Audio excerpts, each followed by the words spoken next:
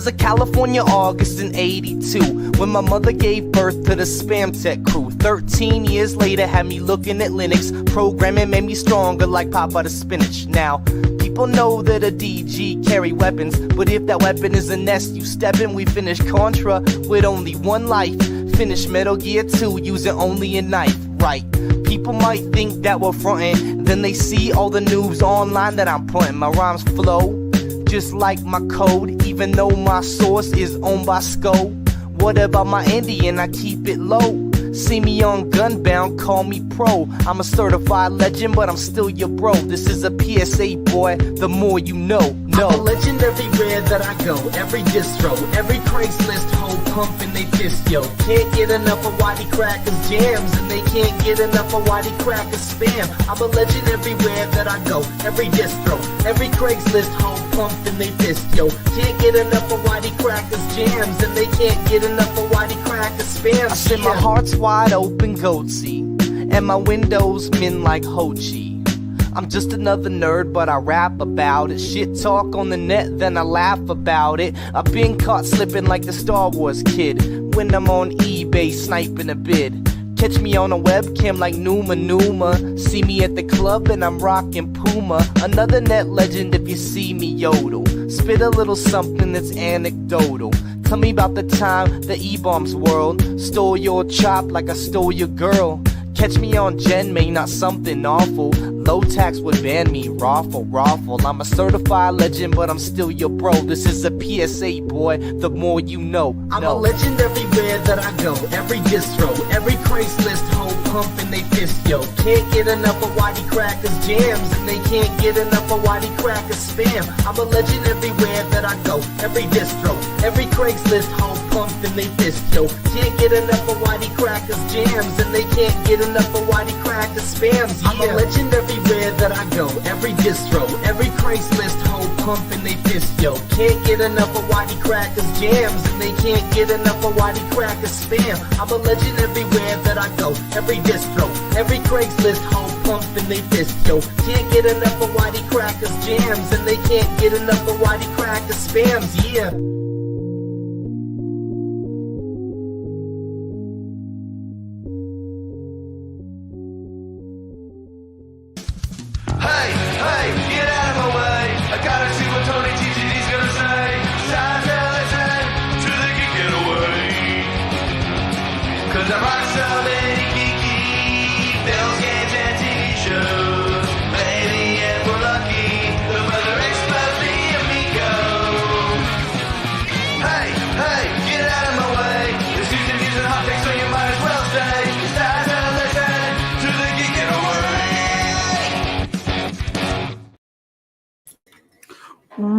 What's up, meatbags? It's the often imitated, never duplicated Tony TGD. And as you can see, I'm flying solo once again. That's right. We got to make some cutbacks here. We're not rolling in the dough like we used to. So we're going to make some cutbacks. Albert says low-cow in the building. Just so everyone's clear, it's pronounced low-cow, not LOL-cow, low-cow. And for people who don't know, a low-cow is somebody who is essentially easily triggered online, makes a lot of mess, makes a lot of things happen where you can get a lot of milk from them, right? You got to get that low cow milk.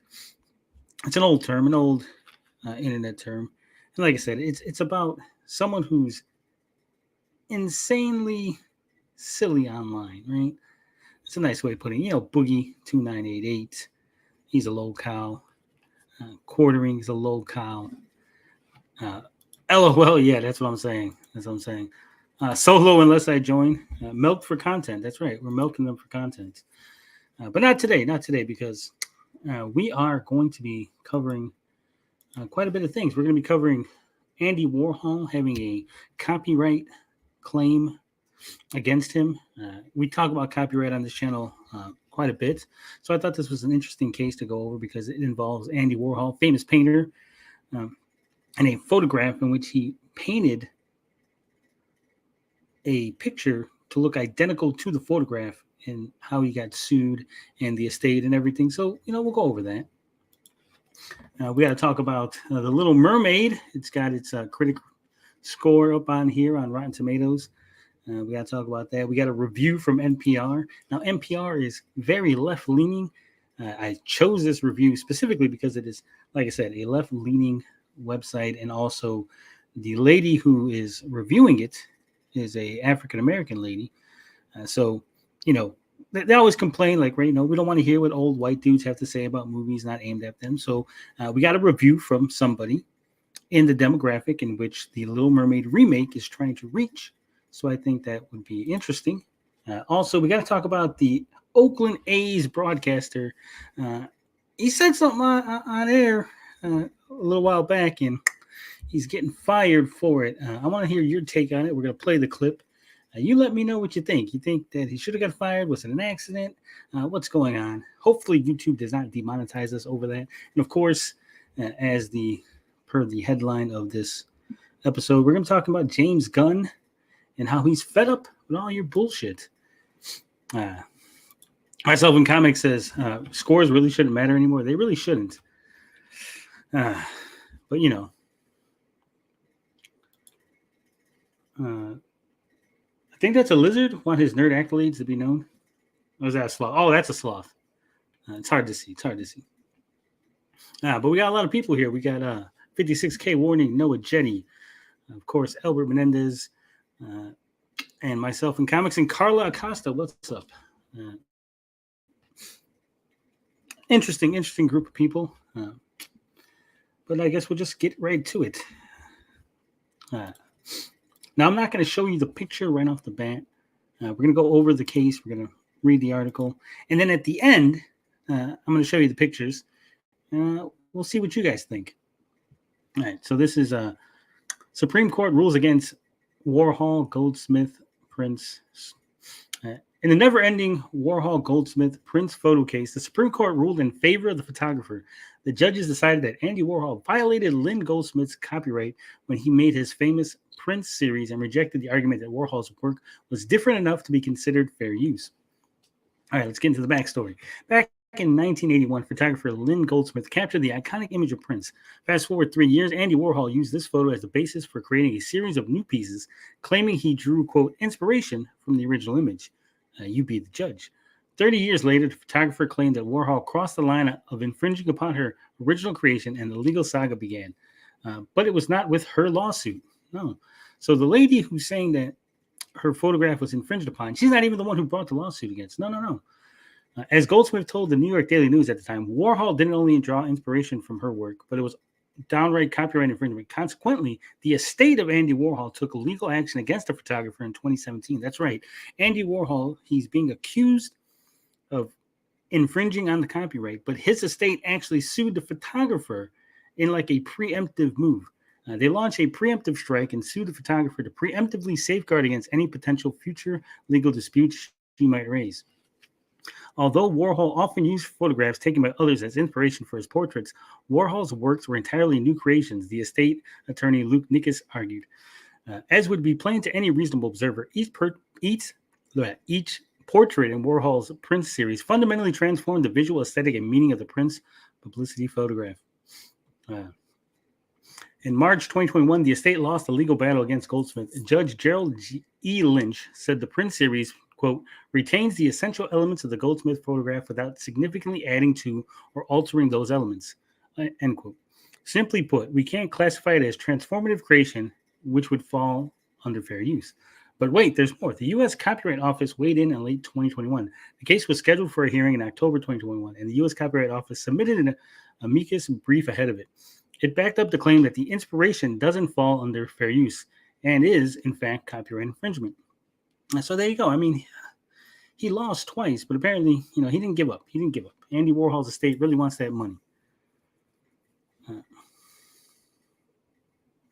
All right, Noah, take it easy.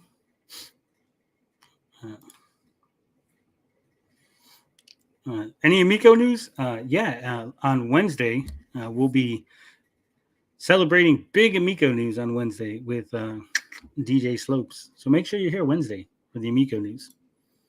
Actual Amico news. All right, so the current status. Finally, we get to the current status of this never-ending legal saga. The Supreme Court ruled on Thursday, April 18th, 2023, that Andy Warhol indeed infringed on Goldsmith's copyright when he created his, quote, Prince series. The court dismissed the claims of the Andy Warhol Foundation's lawyers that his work was transformative enough to avoid copyright concerns. Not all the judges shared this opinion, but the majority vote ruled in favor of the photographer. Goldsmith's original works, like those of other photographers, are entitled to copyright protection even against famous artists. Justice Sonia Sotomayor wrote in the majority opinion, she said that fair use shouldn't apply to Warhol's image, Orange Prince. If an original work and a secondary use share the same or highly similar purposes, and they are both used in a commercial nature, it is unlikely that fair use applies, Sotomayor said, according to CNN. Steve Vladek, CNN Supreme Court analyst and professor at University of Texas School of Law, commented on the decision. Although the majority opinion focuses on only one of the four factors courts are supposed to apply in determining when works of art can be fairly used by others, there's little question that the majority opinion will have a major impact on these kinds of reproductions, making it harder for artists to repurpose the works of others, even with meaningful differences, and not just reproduce them without their permission. Indeed, whether one thinks Justice Sotomayor's majority opinion or Justice Kagan's dissent has the better of the legal arguments, it's hard to disagree with Kagan that such an approach could, quote, stifle creativity across a range of artistic media, and that perhaps Congress ought to revisit whether this is the best outcome. So it looks like a lot of complaining, right? The Supreme Court is basically saying, no, you can't just copy. You can't just paint a picture to look identical to a photograph and then say it's different, right? But people are complaining. So no, well, you're going to stop people from being able to do this and make money. Painters should be able to paint pictures based on photographs. I mean, this is a clearly odd area because it's not like a can a photograph and a painting be considered equal? Can you paint so well as to replace a photograph, right? Astro smashed my Amico. Whoa, come on, guys, come on. Let's keep it PG. The disagreement. As expected, the Andy Warhol Foundation disagreed with the court's decision. However, it welcomed the majority's clarification that its decision is limited to that single licensing and does not question the legality of Andy Warhol's creation of the Prince series in 1984. Going forward, we will continue standing up for the rights of artists to create transformative works under the Copyright Act and the First Amendment. And Joel Wachs, the foundation president, said in a statement, Justice Elena Kagan argued that the opinion will, quote, stifle every sort of creativity. Both Congress and the courts have long recognized that an overly stringent copyright regime actually stifles creativity by preventing artists from building on the works of others. Artists don't create all on their own. They cannot do what they do without borrowing from others. They cannot do what they do without borrowing from or otherwise making use of the works of others. What it means, as Goldsmith's lawyer Lisa Blatt wrote in court papers, fame is not a ticket to trample other artists' copyright. This decision can have positive implications for all photographers whose copyright has been infringed because someone was inspired by the work. But with this swift development of AI-generated work, I think we have plenty of new problems to tackle. All right. So now that we read all that, and I bored you with all the illegal mumbo jumbo, right? Let's just show you the pictures. I'm going to show you the two pictures, and you let me know. So the picture on the left is the photograph. The picture on the right is Orange Prince as painted by Andy Warhol. Now, do you feel, in your opinion, that the picture on the right, the painting, is a copy of the picture on the left? Remember, the photographer owns that image. That is their copyright. They own the image as it is. You know, the hair, the way it is, the eyes, the facial features, the expression.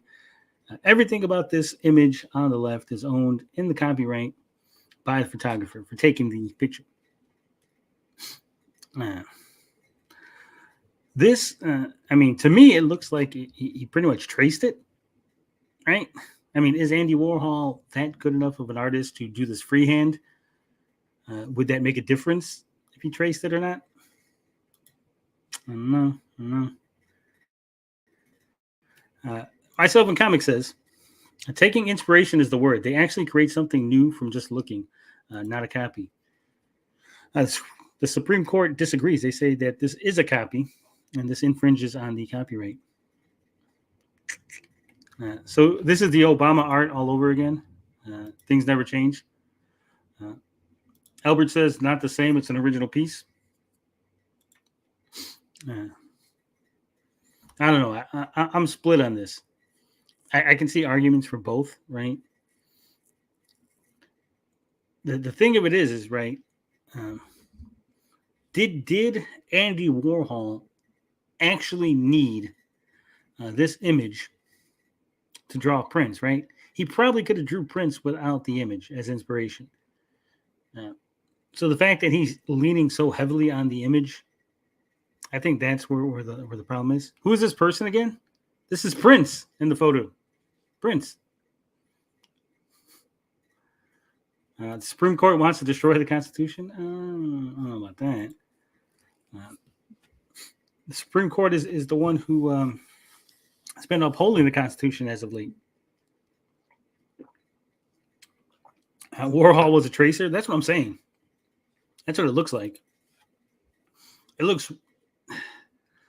Again, I'm not an artist, right? And maybe he did draw this freehand, but it is so precise. Like there's not even a little imperfection in it that you could be like, oh yeah, that's it. Isn't he dead? Yes, Prince is dead. This has nothing to do with Prince's estate. He just happens to be the guy that's in the picture.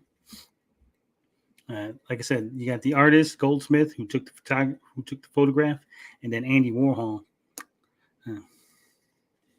If you showed the actual painting process, it might be different. Yeah, that's what I'm saying. Like I don't know. I'm on the fence on this one. I think that if he did more to it, like just because you could do this, right? You could. This is like Photoshop. Like if I photoshopped Prince's head, got rid of his clothes, put an orange filter on it, would it be a different picture? Right? Isn't that basically the same thing what Andy Warhol did? Yeah. There it is. The chin area is different. I don't think it is. It looks different because right here you have the neck on his shirt that's going up, and then right here would be where the shirt is. So he removed the shirt, obviously, because you can see even right here in this area, you got the same shape. Right here where the shirt is, where it's got that nice V.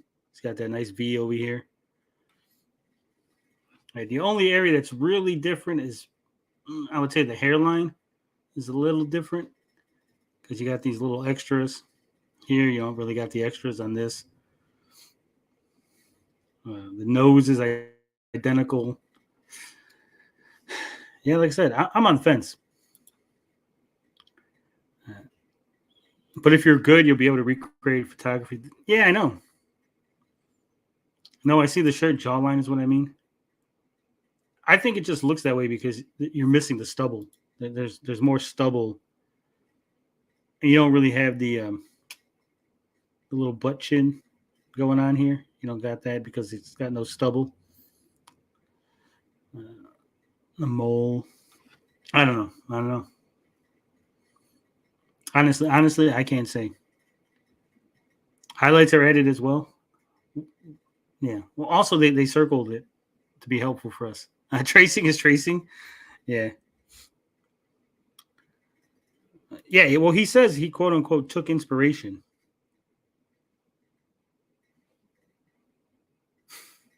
So I don't know. This is going to have ramifications, long-reaching, right? It's probably going to have ramifications as far as people drawing fan art of already established characters. Before he lost his hair. Oof. No, I meant the hair highlights. Oh, okay. Sorry, Bianca. I didn't understand. Warhol traced Prince's cutout chaps. Yeah, possibly. So it's going to be interesting. What repercussions this is going to have going forward. Because every copyright case is going to affect other cases. It's going to set precedents. No, Bianca, they're talking about someone else. You're lost. You lost, Bianca. Don't be lost.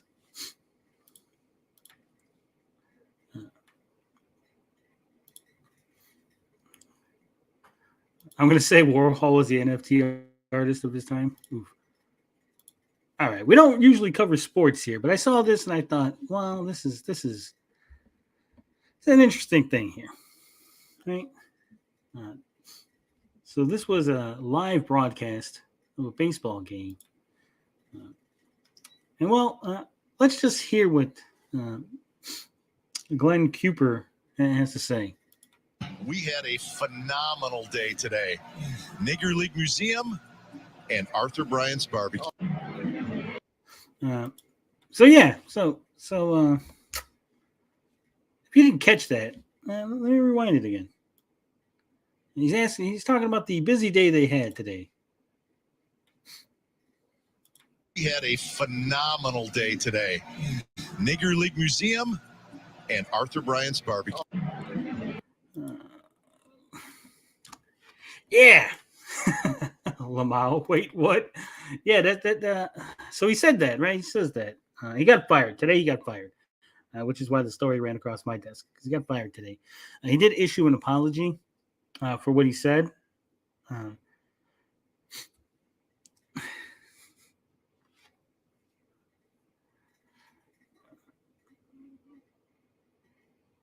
title is, it is, Bianca, but still. Can you do it at 25% speed? No.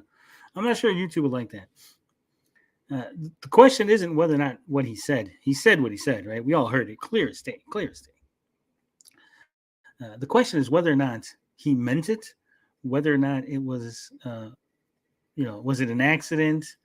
The guy has clearly been on air for a long time, right? He's clearly on air for years at this point. So the question is, why would he say that? Why wouldn't he say Negro League? Clearly, it wasn't a confusion. He didn't stutter. He didn't trip over his words. He just says it. And he was fired. He's fired for what happened. Now, there's some people claiming that it was unfair. He shouldn't have been fired. Woke agenda. The woke agenda is why he got fired. I think this is one of those cases where he probably should have got fired, right? You don't say that, like I said, you don't say that clear as day, the way he said it, without hesitation. He was probably making that joke. He was probably saying that off air, behind the scenes, and then just lost himself in the moment, right? Because again, that's it's not a thing. It's not a thing that you say. So I'm trying to look. There is an article or something here where someone was complaining. Let's see if I can find it. Should have grabbed it earlier. I was unprepared. But again, it happens sometimes. Let me see. What the hell is this guy's name? This is what happens when you put me on by myself.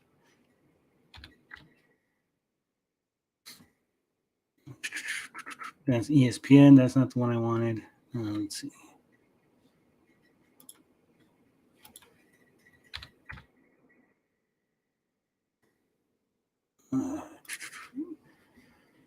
Fired for using a racial slur.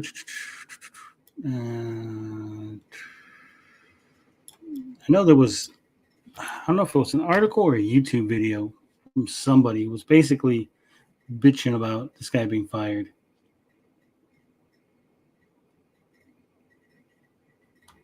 Fuck it. I can't find it. Either way, he's gone. I think it was good.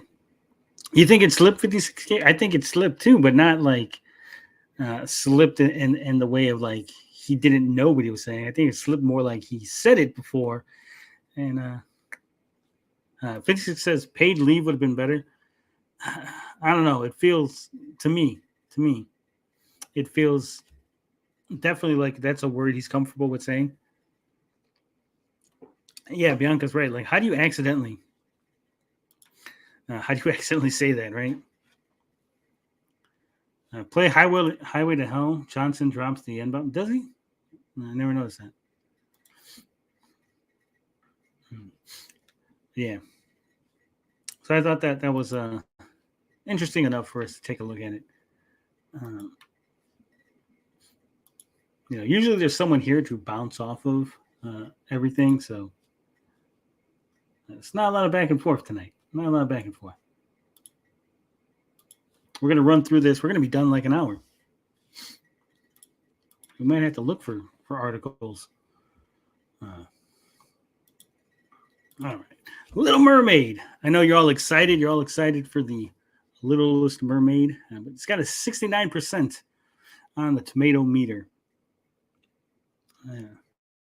So it's 95 reviews. Hold on. Let's go back for a second. Because I know there's like... now it's 70%. Damn, it just went up a whole percent. I don't know. Oof. Okay, so the top critics, and this is what people need to understand, right? All critics, basically any outlet that's considered a reputable outlet, right? Reputable in being that it meets a certain threshold of viewers, certain threshold of notoriety. They're at 70%. But if we just look at top critics, and there's only 30 top critic reviews, right? These are considered like the best of the best. These are the actual critics that know what the hell they're talking about. 43%. It's rotten. It's rotten. I know Bianca was saying that, maybe scores don't matter, but, when you're talking a movie like this that's pretty woke, changes a lot of things, for critics to poo-poo it at 43%, I think that's significant. I think that's pretty telling. So let's go ahead and take a look at some of these reviews from the top critics. This is from Vox. The remake's main sin is that it is visually confusing, if not altogether aesthetically unappealing. Ooh. That almost sounds racist. Aesthetically unappealing. Brian Lowry from CNN. He says, thanks largely to star Hale Bailey, the lavish musical holds up nicely under the weight of those expectations, preserving the original's essence while updating undernourished aspects of it and writing a warm, hard-to-resist wave of nostalgia. All right. Lindsay Bauer. For all its pizzazz, everything about this Little Mermaid is just more muted. Miranda's new songs are odd, too, and don't seem to fit. Carla Meyer says, The Little Mermaid origin story lacks room for this more feminist take. It simply is not deep enough. So Carla Meyer's complaining that it's not feminist enough, right? They didn't go far enough. Kaylee Monahan from the Arizona Republic. The Little Mermaid, Disney's latest live-action remake, is surprisingly good. In fact, it is the best one yet. Aisha Harris, which is the one we're going to read from NPR. My nostalgia for the 1989 Little Mermaid, a movie I can quote by heart, has probably never been stronger than it is now. Neither has my wearied sense of deja vu.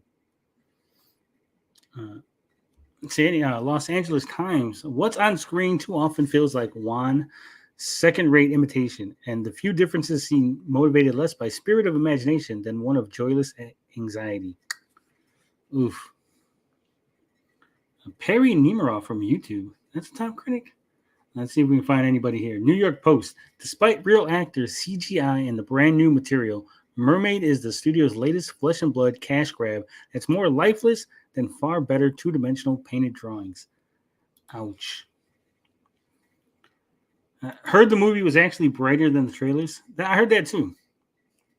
I think there was a Entertainment Tonight, I want to say, a preview trailer or something in which the footage was brightened significantly from the Disney trailer.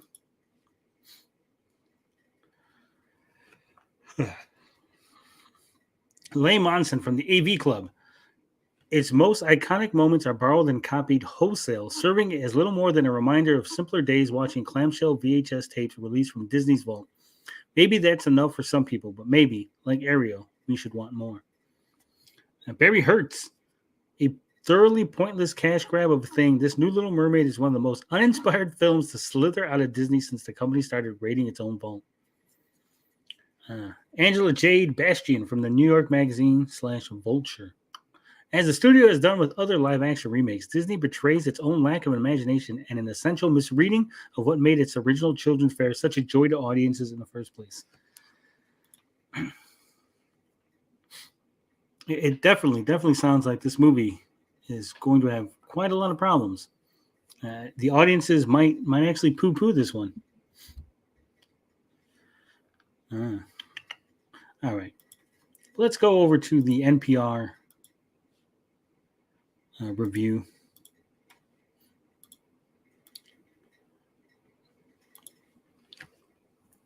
Bianca says, I don't even look at reviews anymore, just watch or don't.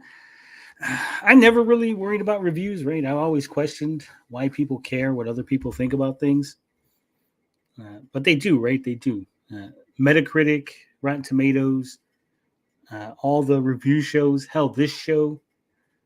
We all exist for a reason, right? Because people care what other people think for some odd reason.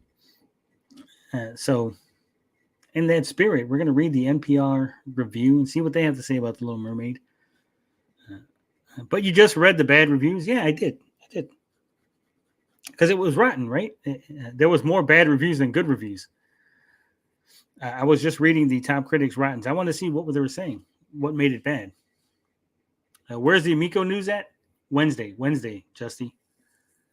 My interest dictates if I watch or not. Sometimes I just forget to watch. Yeah. Okay, continue with Gunn over Snyder. Thank you, Justin. We'll get to that at the end. All right. This is, like I said, NPR, Aisha Harris. The Little Mermaid is the latest of Disney's poor, unfortunate remakes. Hale Bailey stars as Ariel in Disney's live-action The Little Mermaid, the studio's latest blatant cash grab. All right.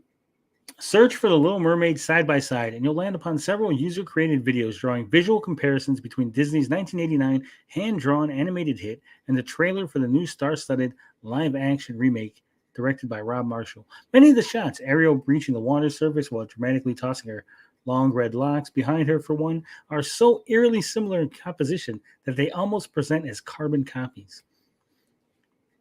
Disney's plagiarizing Disney. This is, of course, by design. The studio wants viewers to notice its ongoing commitment to recycling. At this point, Disney has its own formula down pat. Take one of its beloved traditionally animated properties, updated sensibilities for modern audiences just a bit, recast it with a bunch of familiar faces and voices, and rehash it all in live-action CGI form. And over the last couple of decades, it's consistently worked, often to the maniacal tune of around $1 billion at the box office. To paraphrase Horatio Thelonious Ignatius Crustaceous Sebastian, Disney, humph, we give it an inch and it swims all over us. Time will tell if Marshall's Little Mermaid will make $1 billion. I certainly wouldn't bet against it. I'm betting against it right now. Little Mermaid is not going to hit $1 billion. It's not going to happen. Jay Cutt says Guardians of the Galaxy 3 wasn't really good. Saw it yesterday. Oof.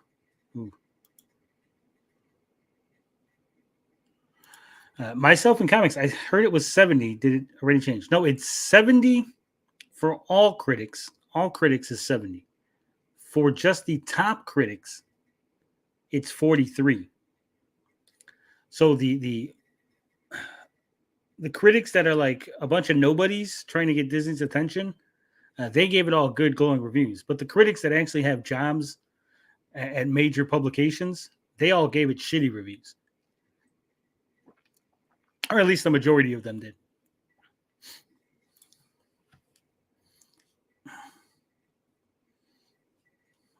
My guess is the text by Bro was Photoshop. No. There's going to be big news. On Wednesday. I was just at Disney World last month and took the kids to the Little Mermaid ride. So after this movie, are they changing the ride? It's a good question. They might. Not lies, Bianca. Were you not paying attention? I literally had it up. I literally had Little Mermaid Rotten Tomato score up. But I'll put it up again. I'll put it up again just for Bianca. Because she was not paying attention. So here it is. Little Mermaid, Rotten Tomatoes. As we can see, 70%. Right? If we click on it, it says all critics, 100 reviews, 70%. Now if we go to top critics, 45%. 31 top critics. A little while ago, it was 30 top critics, and it was 43%. Apparently, one more critic has weighed in and pushed the score up by 2%. 17 gave it rotten. 14 gave it fresh. It's got a 6.2 out of 10. And if we go to all critics, see now this is where you got to look at things, right? It has a 70% fresh rating, but it's only got a 6.6 out of 10. So it's a little over 6.5 out of 10, which to me is not a good movie, right? 7.5 and better would be a good movie to me out of 10. So we're talking 7, even a 7, right? 3.5 stars. 3.5 stars out of 5, which is the typical metric that people use, right? So 7 out of 10 or 3.5 out of 5. And it's not reaching that. It's 6.6 on all critics, 6.2. So it's middling. It's middling at best.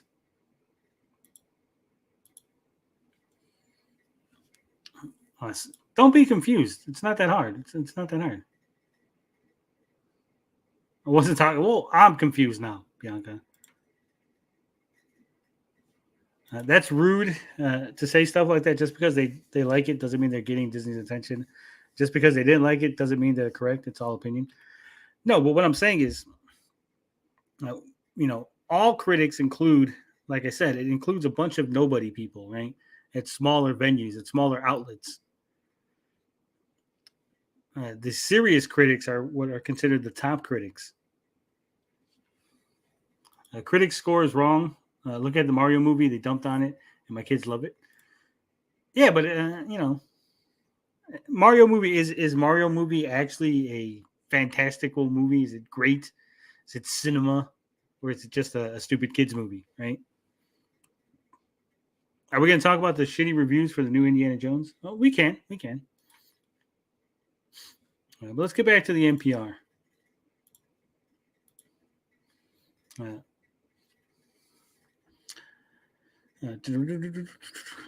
I wouldn't bet against it, but the rest of the ingredients in this superfluous seafood stew have already been stirred into the pot. The movie stars Hale Bailey as Ariel, the headstrong mer princess obsessed with the human world who longs to be part of it, much to her anti-human mer father, King Triton, Javier Bardem, chagrin.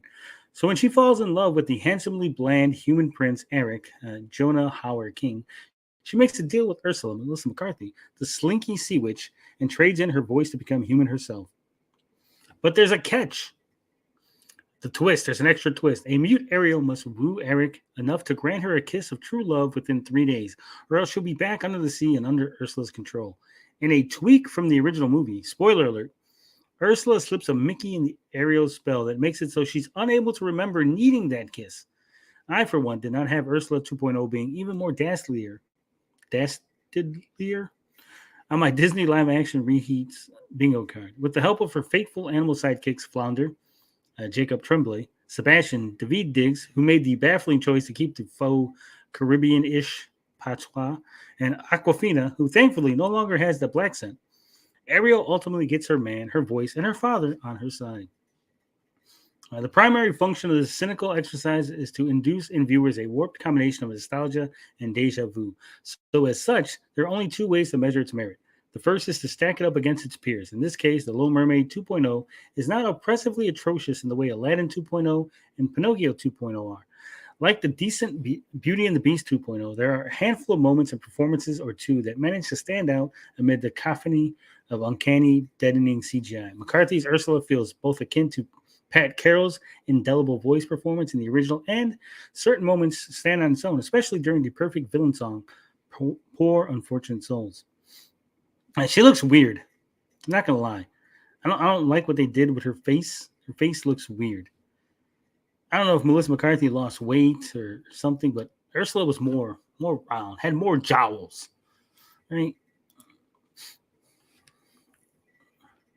It doesn't matter if they're nobodies or not. I mean, that's fair. That's fair. I only take reviews from Angry Joe. He never let me down. I'm a grown man. I don't care about The Little Mermaid. Fair enough. Everything is a stupid kids movie. That's why critics' reviews shouldn't matter. Well, I don't think anybody's review should matter. I think like those 56K said, just watch the movie. If you're interested, watch the movie.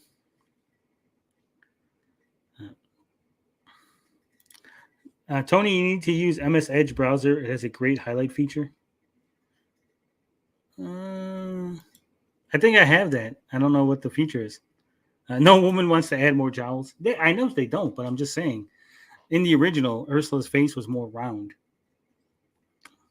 Melissa McCarthy did lose a good amount of weight. Well, good for her. That's good for her. But she looks weird. I think she looks weird. When measured against its origin story, however, Little Mermaid suffers from the same ailment almost all of these remakes have, being, quote, progressive while also creatively uninspired. Unlike the 1989 version, Mer people of color abound. Noma Dumezweni plays Prince Eric's mom, and Ariel's sisters appear to be of various races and ethnicities. Much ado has been made about Bailey's casting as Ariel, as she's only the first black Disney princess since Disney's first official black princess, Tiana, in The Princess and the Frog. It's certainly lovely, and to a degree important that a new generation of kids will have Bailey to look to, just as my generation had Brandy and Roger and Hammerstein's Cinderella. Yet while Bailey is charming and expressive, her interpretation of Ariel doesn't fully embrace the edgier, mischievous side of the character that came across so clearly in the 1989 version's animation and is voiced by Jodie Benson. Nor can Black Ariel make up for the subpar renditions of classic songs. The vibrant Oscar winner, Under the Sea, is dead in the water here, and the cringy addition of new songs by the studio's current go-to music man, Lin-Manuel Miranda, which include a dull, forgettable ballad for Prince Eric and a ridiculous rap for Scuttle and Sebastian called, wait for it, The Scuttlebutt. Or the fact that the underwater scenes have flattened sheen, reminiscent of video games circa the early 2000s. This is one of the sticking points, right? When people were complaining about Hale Bailey being cast, they said, well, Hale Bailey's a really good singer, right? So she's going to be able to sing and belt out all these songs. And I had said, well, Ariel's mute, right? Ariel's mute for most of the movie. She's probably not going to do that much singing. And so the singing falls heavily on the rest of the cast. And it appears that they, according to this critic anyway, that the songs fall flat a little. So at this point, I'll note it was awfully difficult to resist playing along with Disney's game of doing a straight-up copy and paste of my past lamentations of its remake rut for this review. How an old wealthy businessman has simply put a terrible curse on the studio, dooming it to an eternity of recycling old properties. How the last century of Disney's massive cultural influence on beauty standards, racial stereotypes, and gender roles will not be magically undone by attempts to, quote, correct for its past sins in a bloated remake. How it should go after its forgotten cult films rather than messing with the classics. Be careful what you wish for, because you will end up living in a world where a dreadful Aladdin remake and a Questlove-directed live-action The Aristocrats coexist. I barely managed to avoid self-plagiarizing, but this is where we are at this point. The behemoth is so barnacled to the tired playbook that it took less than a decade to announce it will remake the Little Mermaid-inspired 2016 hit Moana. Come on, at least give the kids of that era a chance to graduate high school first. So as long as the studio keeps churning these things out, the experiences as a viewer will remain the same. But hey, at least the formula is working for one of us, Disney, obviously. My nostalgia for the 1989 Little Mermaid, a movie I can quote by heart, has probably never been stronger than it is now. Neither has my wearied sense of deja vu. So it seems like the complaints are basically the movie is pretty much too samey, right? Jowls, you know, like the under the neck and the cheek area under the jawbone. She is a really good singer. Yeah, she is, but that's what I'm saying. Like, The Little Mermaid is not a movie in which the Little Mermaid, the main character, speaks or sings a lot. She has like one song, and then she's mute for pretty much the rest of the movie, right?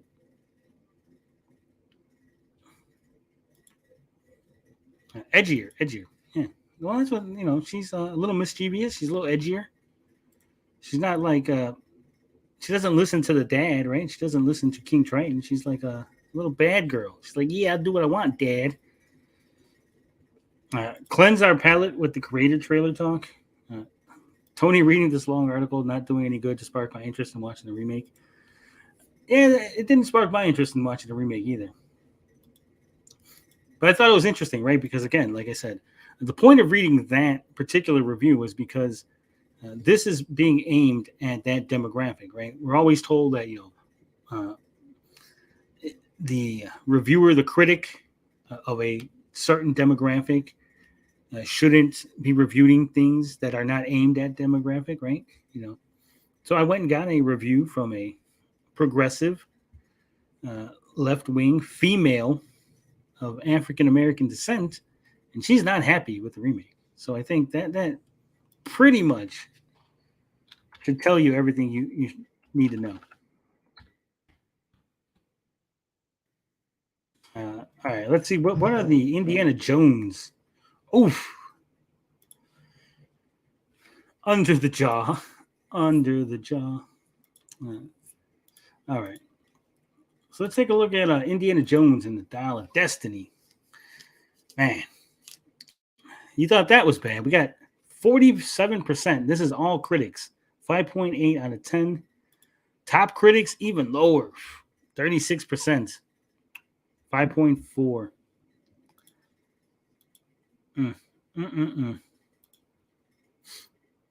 Let's see, how many good reviews do they have? Hold on, that's not what I wanted. Son of a bitch.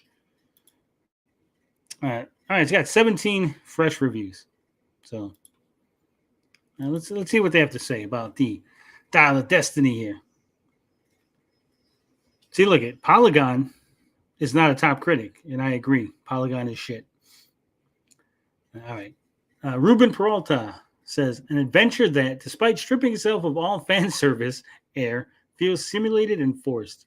Full review in Spanish. Juan Luis Caviaro from Espinoff. This is not my Indiana Jones. Ian Murphy. It's disappointing facsimile of much better Indiana Jones films that preceded it. Raphael Abraham from the Financial Times. He says, it's a good review. He says, what's vexing is the nagging feeling that there's a much better Indiana Jones film buried in there somewhere. But it would require a feat of archaeology, or at least a rewrite and some judicious editing to excavate it. He gave it a 3 out of 5. His review sounds bad from the little blurb here. It sounds like he didn't really like the movie, but he gave it a 3 out of 5. And that makes it fresh.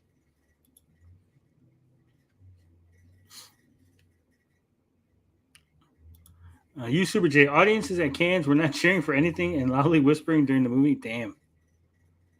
Womp, womp, womp. I can smell the disaster of Indiana Jones. Smells like radioactive waste mixed with spoiled food left in a lead-lined refrigerator from the 50s. Damn. Stephen Garrett from The Observer. Fun isn't the most accurate way to describe its excessive antics. There's never a dull moment, but it's all globe-trotting hullabaloos does verge on exhausting. James Montran, director James Mangold, stepping in for Steven Spielberg, brings the character's adventures to a satisfying close while Ford revels in reprising the role for one last hurrah. Gave it a 4 out of 5. It's all pretty goofy and laborious over its 142-minute running time. That's Peter Howell from the Toronto Star. And I'm gonna fucking the Screen Anarchy guy. I'm gonna just I don't know if this is a guy or a girl, but Ankit. And then there's a bunch of letters, and I'm not even going to try. Not even going to try. A MacGuffin is meant to be just that, an object that characters chase after in a story. What is and what it doesn't usually matter. Surprisingly, it does, and gives the movie its absolutely bonkers, jaw-dropping climax. Rory O'Connor. It often fizzles as much as it lulls, but in Mickelson's Dr. Schmidt, the film can at least boast a worthy antagonist and one with enough personality to cover some of those cracks. Rory Doherty from Flicks, Australia, New Zealand, and UK. A film that inherits the directing mantle from Steven Spielberg should know when to step up. It's about time executives realize that franchises can't be cleanly separated from the visions and talents of those who made them. Sidhat, and I'm going to add Lakha from IGN Movies. The camera rarely creates a meaning on its own, except when there's a familiar brown fedora somewhere on screen, at which point it charges toward it like a happy puppy reuniting with its owner. A shot that repeats on at least 4 separate occasions. He gave it a 4 out of 10. 4 out of 10. Didn't like this movie.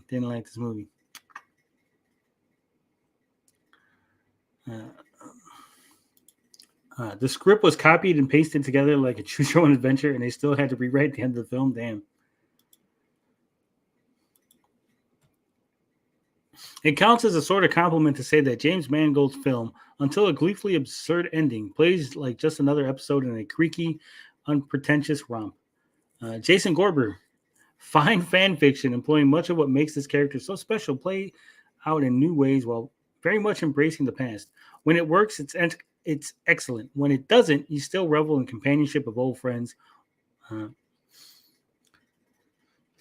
I think that's it. We're not going to read every one of these. This one's talking about the de-aging. From the Daily Beast. The de-aging and other CGI manipulations of Ford's body only serves to demonstrate that Dial of Destiny just wants to turn back the clock instead of doing anything new. So, terrible.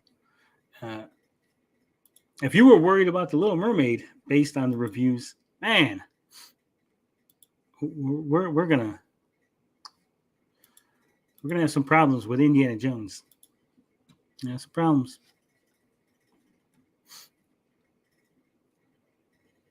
All right. Someone said, let's take a look at The Creator. I did watch that trailer. We're going to try to play it. We're going to try to play this trailer for The Creator. Hopefully, we don't get flagged. We'll probably get flagged. But let's try. Let's try. What's the worst that can happen, right? This is the teaser trailer 5 days ago. Debuted.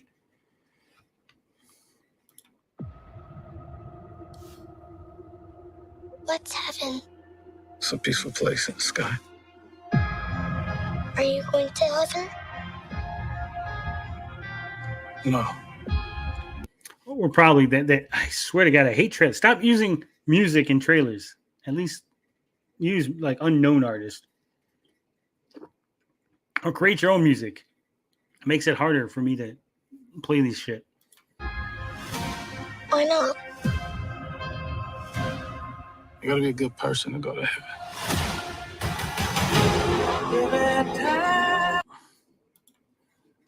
Heaven isn't real. Oof. Dodson just got back from my neighbors. Wow. If only Blinded was here. That's what I'm saying. But Blinded's too Hollywood. It's too Hollywood for us.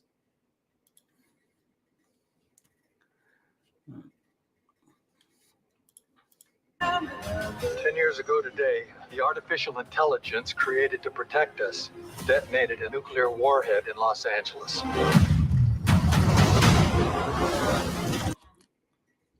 So right off the bat, I'm like, what was the AI was created in order to protect them. There's like robots and shit, and there's like a robot versus human thing, right?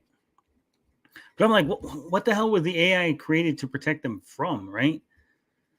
Like, was it created to protect them from themselves? Why did the AI have the ability to launch nuclear missiles, right? It's probably like one of the things. AI always fucks us. Yeah, like, if we're gonna make AI, make it so it can't launch nukes, right? Like maybe say, hey, no launching nukes.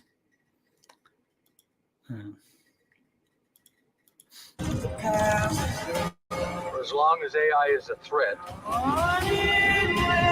we will never stop hunting them. This is a... And I know I'm stopping the trailer line, but I got to do that, you know, for transformative reasons. But the other question I got to ask is, obviously, you know, it's going to be one of those situations where we don't know who's the bad guy, right? Did the AI actually launch the nuke? Are we going to find out there was actually humans that launched the nuke in order to blame the AI? A fight for our very existence. And also, how am I to believe laziness is our downfall? Yeah. How am I to believe, right? I can believe that humans, you know, stormtroopers, they can miss, right? They can, but we've seen in Call of Duty aimbots that are so good they can fucking hit you across the map with pinpoint accuracy. Yeah, but there's more than music. You get the guys talking, right? So if aimbots can hit people from across the map in Call of Duty, how is it that AI is going to miss anybody, right? Everybody should be dead. Once the AI gets guns and starts firing at people, they should just fucking hit everybody. Da, da, da, da, da. No fucking miss. There should be no miss. Would you get a copyright claim from the... It's possible. It's possible, Justin. It's possible. AI is programmed by man, and mankind is full of fuck-ups. Yeah, it's true. It's true.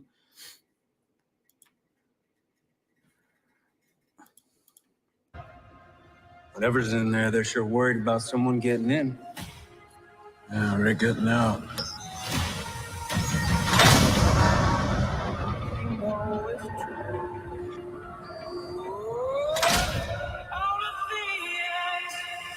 Come back to you. We're the same. We can't go to heaven because you're not good. I will say right now, this voiceover of the little kid going, we can't go to heaven, we're the same. Even though they're playing this right now, I'm going to go out on a limb and say that he's not saying it in this scene. It's the voiceover from the earlier scene in which the kid asked him about heaven, and the guy says, we can't go to heaven. They're playing that clip, audio, over this clip, because there's no reason for this kid right now, who hasn't even met him or talked about heaven with this gentleman, to be saying this. And I'm not a person. See how his mouth wasn't moving? He had the voiceover, but the kid's mouth wasn't moving. I don't like how they did that. I don't like it. All this can be our Miko news, an Aerosmith song in the trailer. It's true. It's true. There's an unpredictable nature elements like shifts in wind. No one can hit it. Nobody, right? But we're talking about a robot that can calculate the wind, that can calculate the fucking drop on a bullet, the speed, the distance, the trajectory, your running speed, where you're going, which way you're moving. There's no way a robot should miss. Unless we programmed it in such a fucked up way in which the robot's like brain is messed up. There's no way it can miss. Again, we have fucking aimbots in like Call of Duty, and they just fucking pinpoint accuracy.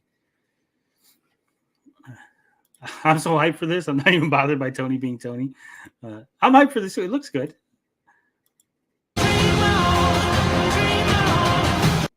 I'm just asking the questions. Did you locate the weapon? Yeah, it's a kid. Seatbelts. And I'm gonna tell you what, if they sent me to go locate a weapon and I open the fucking door and it's a robot kid, fucking shooting the robot kid in the head, right? That's just me. Robot kid, not robot kid. If it's a deadly weapon, I'm shooting that. What do you want with the child?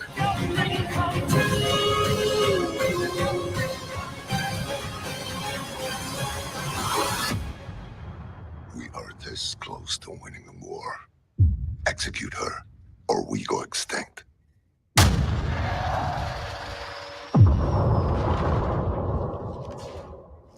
They're coming to get me. See, I have a feeling that the AI is going to be the good guys that we think that the AI has started the war, but it's going to be, oh no, it's actually the good guys are the AI, and it's the humans. It's always the evil humans that started the war. Tony, give us the trailer muted. I can't, even if the trailer is muted, I can't just play it. It's got to be transformative, Justin. We just did a whole article about fucking the Andy Warhol Foundation being in trouble for copying shit. Aerosmith has a retirement tour, and this song is the anchor for the trailer. Wonder how much that costs. It's probably not that much. Probably not that much. I can't believe you haven't talked about Ray Stevenson dying.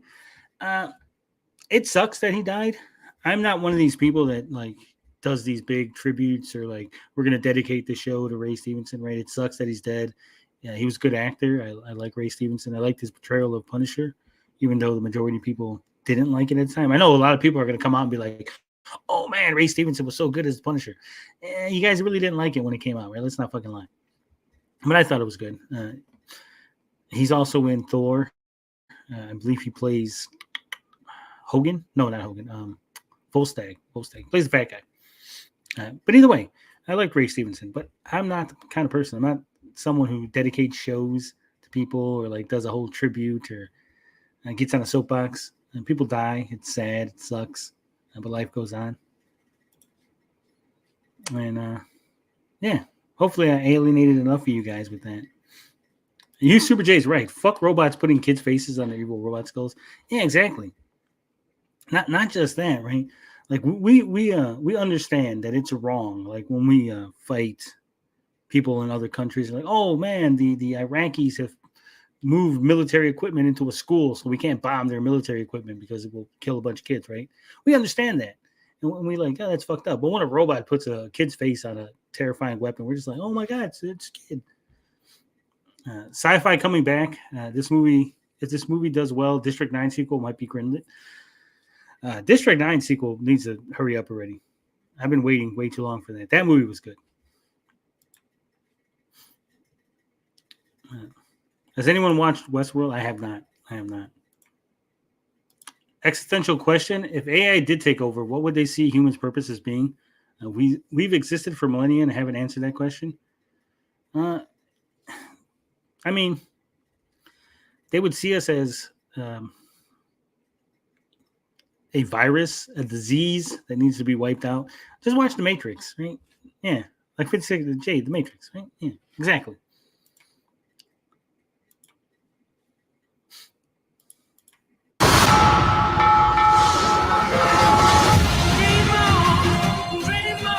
Like they show like the robots all being crushed.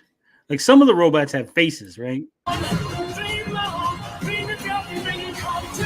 let's go back real quick. Not bad. Like, okay, so some of the robots have people faces, and then some of the robots, I guess these are older models that don't look like people. Are we going to get the twist where the main character thinks he's a person and he's really a robot, a super advanced robot?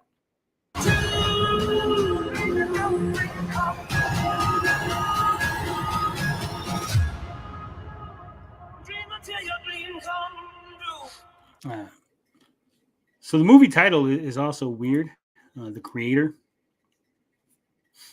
right? Is it going to be about the person who created the AI, or is it going to be about the AI creating people? Is God going to be in it? Are we God? The Matrix is just an allegory for the repetitive nature of life in general. But the spoon doesn't exist. So hopefully we don't get flagged for that. I'm sure we will. I'm sure we're going to get flagged. So thank you for suggesting that. All right, let's talk about James Gunn now, because James Gunn has had enough.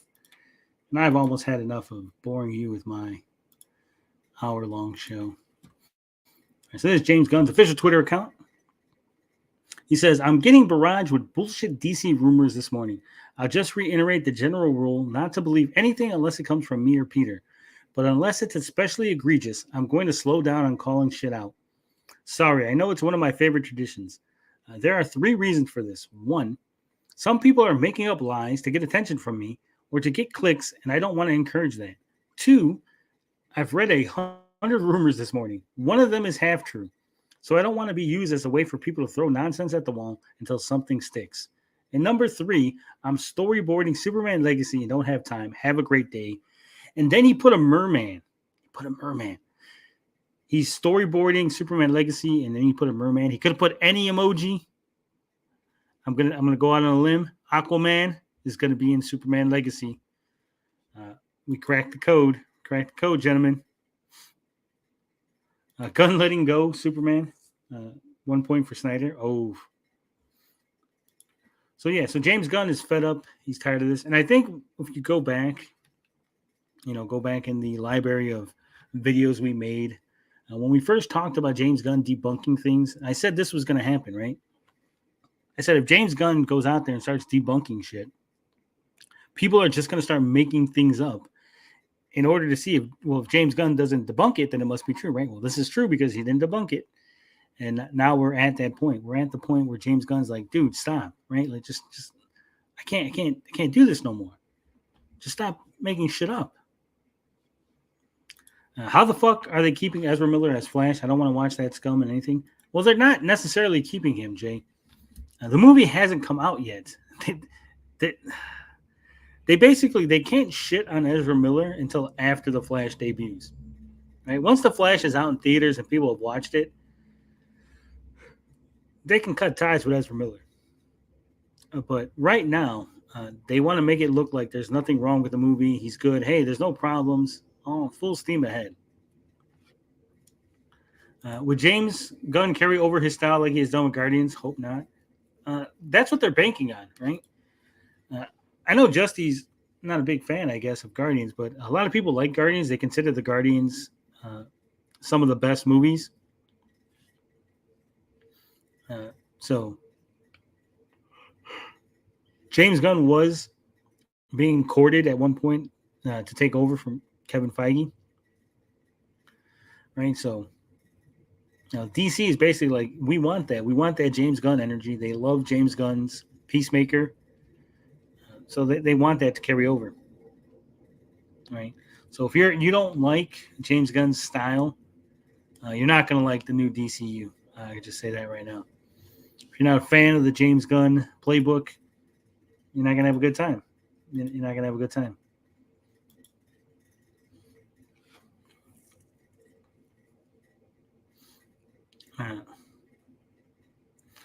Apparently, someone has seen The Flash.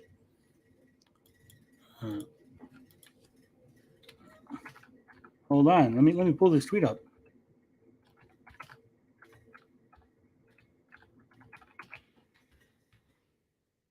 It's actually from somebody we know. My God. All right, let's stop sharing that for a second. Guardians of the Galaxy is like the standalone trilogy. Yeah, it's pretty good. I haven't seen the third one yet, but from what I've seen, the first two, I'm sure the third one's going to be good. This is RJ, Resident Justice. Can't believe I'm saying this, but it's true. Now, first off, I didn't know RJ had went to see The Flash, right? Is it even out? How did RJ see the movie? Confused. I thought he was going to go see it with Saggy in June. So I don't know how RJ's seen it. I don't know if RJ's just bullshitting. Secondly, RJ was really adamant that he wasn't going to see The Flash because of Ezra Miller. See how he stands on his principles, folks. Anyway, can't believe I'm saying this, but it's true. The Flash is fantastic. Not only is this one of the most fun comic book movies I've ever seen, but it is full to the brim. I think it means filled to the brim, not full to the brim. With so much heart. This is one of the best DC films I've seen in a while and must see in theaters. So let's go to these. I got to start out by talking about Sasha Calle as Supergirl. My fucking God. Sasha Calle is a star. Supergirl is so insanely badass and awesome in this movie. Easily my favorite performance and character in the film. She just commands the screen with her presence. Well, that's a letdown, right? If Ezra Miller plays two different Flashes, and you're like the best character in the movie, and you're the best actor in the movie is the secondary character, I think that's a problem. It's a problem for the film. But RJ goes on. While there were times where Michael Keaton felt too much like a cartoon to where it felt like they were playing the greatest hits of the Burton films. I can't deny that he was a great presence in the film. You could tell he was having a lot of fun. Great action scenes too. Wow. At the heart of the movie, though, is Barry Allen. Make no mistake, this is Flash's movie. Ezra Miller delivers a strong performance as the two Barrys, really delivering a lot of the heart and most emotional moments in the movie. Man, this is a long-ass thread, RJ. Come on. Can't you just condense it? Make a twit longer? RJ saw it during his retirement? That's what I'm saying. Like, I don't even believe RJ saw it. I think he's lying. To answer the elephant in the room, yeah, the movie did feel like a giant celebration of the DCEU, as well as a goodbye to this era of DC films. It felt like this movie was making up for all the lost time by delivering the epic climax this universe desperately needed. Go see it for yourself. All these tweets are meaningless unless you experience the movie yourself. It's just one of those things you got to take in and see for yourself. Maybe it won't work for everyone, but I really think this is a good, fun, summer blockbuster comic book movie. That doesn't mean it's without its flaws. Oftentimes, the movie felt very briskly paced, and there were few wonky visual effects and contrived plot developments. But it honestly wasn't a huge deal breaker for me. There may be some elements that turn off some viewers, though. Can't thank WBD and James Gunn for giving me the opportunity to see this movie so early. Make sure to avoid spoilers because there are some amazing reveals and surprises in the film that add to the experience if you don't know about them. So there it is. There is the RJ seal of approval. I think he's bullshit. I don't see how RJ went to go see the movie early. I think he's lying. Especially since you would think that he would have put it on YouTube, right? Why are you going to waste a review of a movie like this? He's got no content on his new channel. And he's going to make he's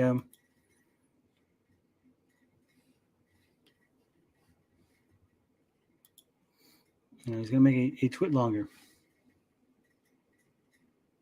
I don't know. Seems sus.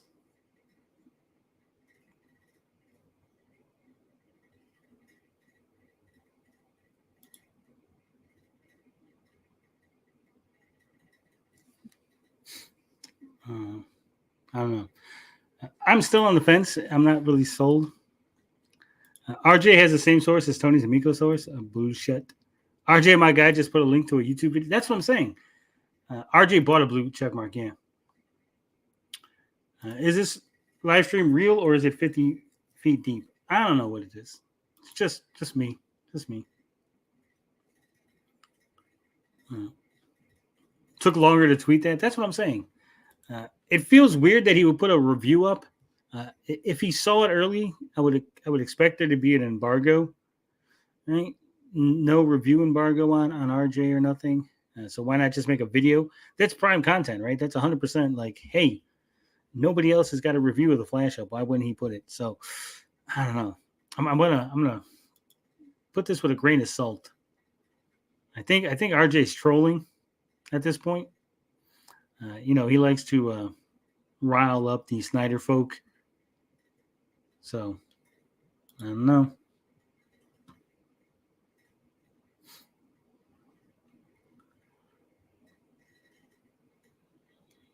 I don't see how he would get into a screening unless he snuck in.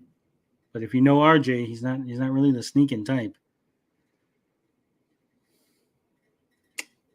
All right. Well, that's it, folks. Does that make Blue Beetle and Aquaman 2 as the new DC universe? I think Blue Beetle is new DC, and I think Aquaman 2 is old DC. At least it was. James Gunn's always changing shit. They're basically saying Superman is supposed to start off the new DC universe, but then they're like, oh, yeah, but we have Creature Commandos and Peacemaker season 2 or season 1 sort of, and like the Amanda Waller show and a couple other things. So can't have this big end except 2 movies. Yeah. So it'll be weird. I haven't seen Flash. I don't have any plans to see Flash. I was never a fan of Snyder's Justice League. Never a fan of Snyderverse in general. I'm looking forward to what James Gunn is going to do. Hopefully, you don't need to see any of these old movies in order to appreciate the new DCU. So hopefully it just restarts the entire thing, and then you could just start from the new DC properties. Disney has X-Men readying for the oven. You mean readying in the oven, not for the oven? What does DC have that's on par with X-Men? Teen Titans, maybe. The Authority, possibly. And what are we talking about? We're talking about James Gunn, The Flash, and some stuff. Do I need more artist recommendations? Yeah, always. Give me like 2 or 3 more. 2 or 3 more. Also, don't forget, Bianca, Thursday, we're going to be talking anime. Anime on Thursday. So look forward to that. This Thursday, I think we're just going to start with some basic, how we got into anime, some, what are our favorites, what are some anime that we don't like that, other people always recommend us, just some basic stuff. But Wednesday, if you're an Amico fan, if you're interested in the Amico at all, Wednesday, DJ Slopes is going to have a review of Shark. And then later on in the evening, he's going to be on the channel as we have a, Amico Forever. And I'm very curious, right? Because there's going to be news, I'm telling you, with DJ Slopes doing his whole review of Shark. There's going to be news for the Amico. So I'm wondering if our buddy DJC is going to try to take back the show. We're going to have to fight him for it. And it's going to be weird. Is there going to be 2 Amico Forevers on Wednesday? One on my channel, one on DJC's channel? I don't know. We'll find out. But we'll have DJ Slopes weighing in on us. So Tony, is Slopes playing the Shark game? I want you to play. DJ Slopes is 100% reviewing Shark. The Amico Shark.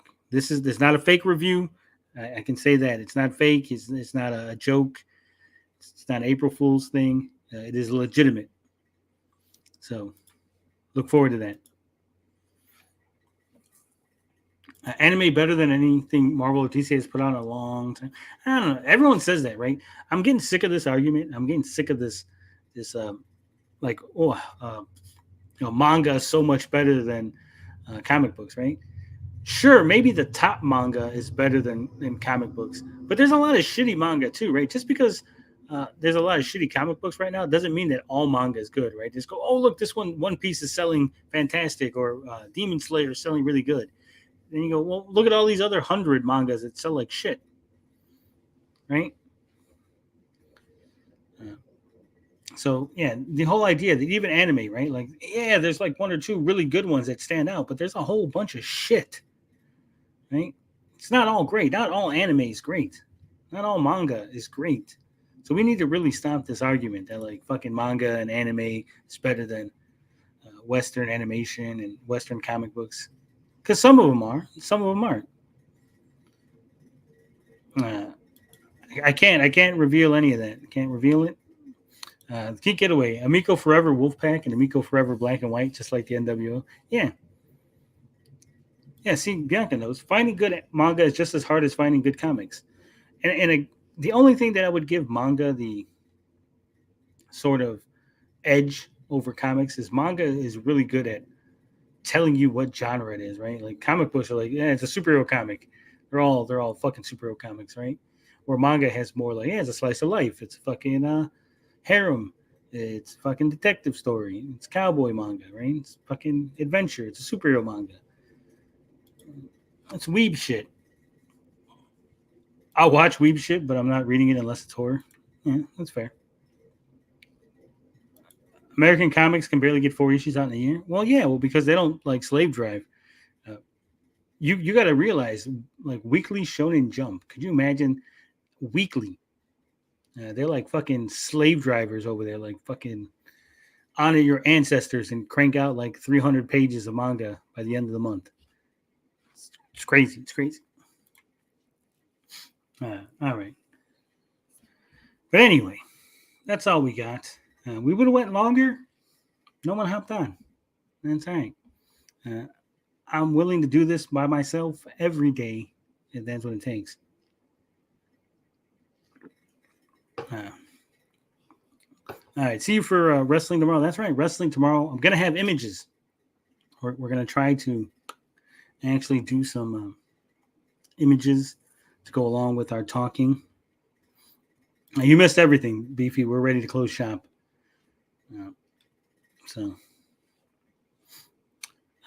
Tony, depending on your answer, I'll tune in Thursday. What is the best Dragon Ball?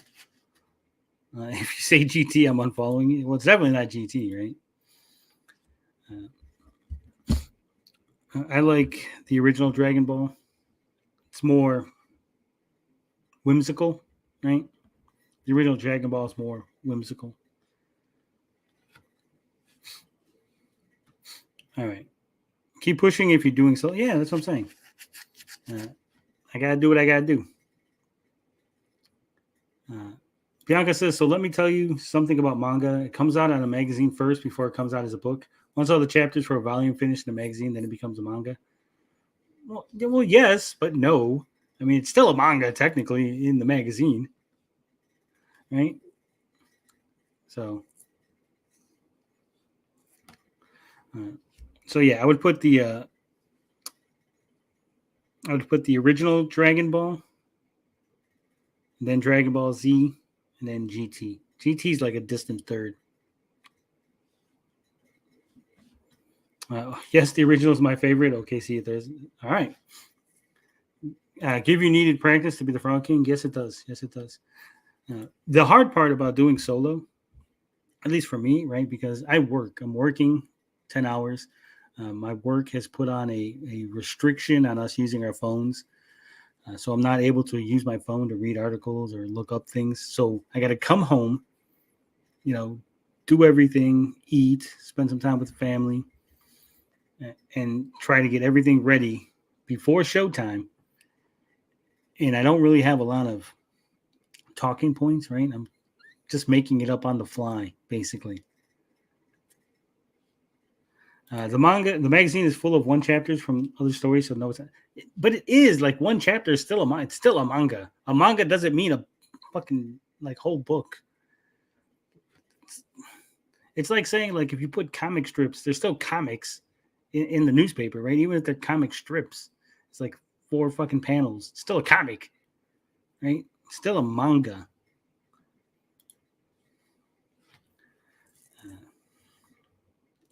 Gohan destroys Z. Yeah. Waiting for the Superman manga coming out. Can't wait. I didn't even know there was one. I do most of my work on a laptop. Yeah. I used to do most of my stuff on my phone at work. In between my actual work, I would go and look things up and reach out to people. And that's how I was able to get a lot of the information. Because like I said, I work during the day. And that's where most people are working too, right? So it's hard to reach out to people after I come home. It's like 5 o'clock at night. No one's answering emails. No one's answering text. So,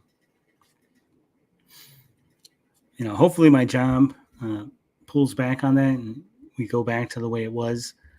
It'll make it a lot easier for me to do things. If not, then oh well.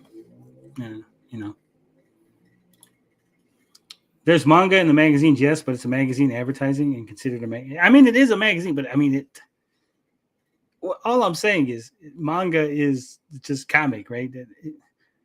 It's not necessarily to be in a book form to be considered manga. It's a bunch of manga. Like Weekly Shonen Jump has a bunch of different manga in it. It's not a manga in and of itself. It's a magazine of manga. Right? We could argue on Thursday, Bianca. You can argue Thursday. Shin-chan is the type of manga DJC would read. It's about a pervy boy showing off his wiener to people. It doesn't sound very appealing to me, but I think I've heard of it. Didn't they do like a cartoon of it or something?